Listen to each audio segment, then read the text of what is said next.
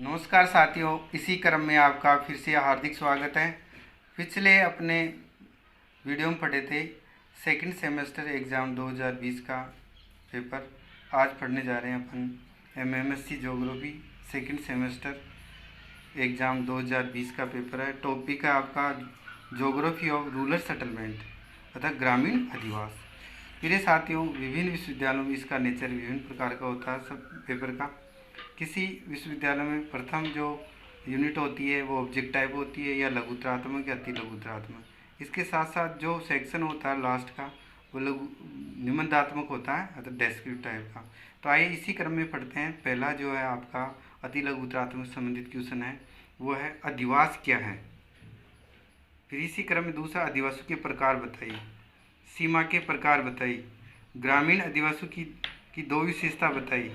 इसी क्रम में है अधिवासों के अध्ययन की विधियां बताई, ग्रामीण अधिवासों के चार सामग्री बताई, ग्रामीण अधिवासों के उदाहरण सहित बताई, बिखरी हुई अधिवासों के दो उदाहरण बताए। इसी क्रम में है परंपरागत गृह निर्माण सामग्री बताई, ग्रामीण अधिवासों के दो प्रकार बताए।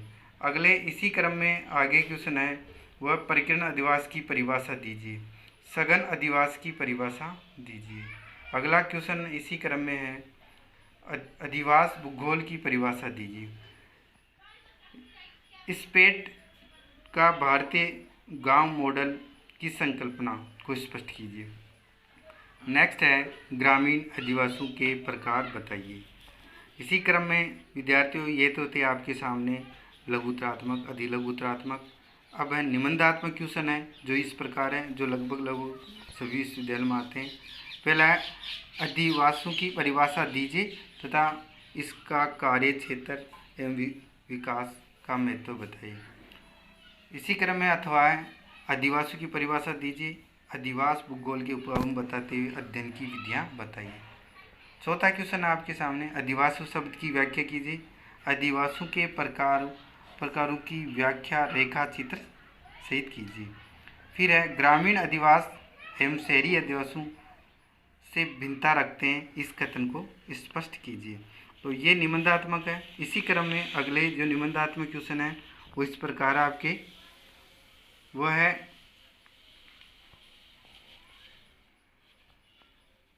परंपरागत गृह निर्माण की तकनीकी को विस्तार से समझाए।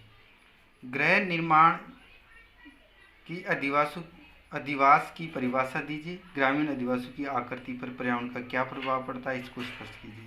अगला क्वेश्चन है भारतीय गांव की प्रकृति कैसे होती है, प्रकृति की विशेषता बताइए।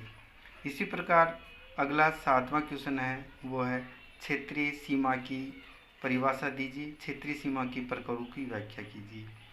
सातवां क्वेश्चन अथवा में दे रखा आपके सामने वह अधिवास शब्द की उत्पत्ति बताइए तथा आदिवासी की परिभाषा दीजिए एवं ग्रामीण आदिवासी के प्रतिरूप की व्याख्या कीजिए।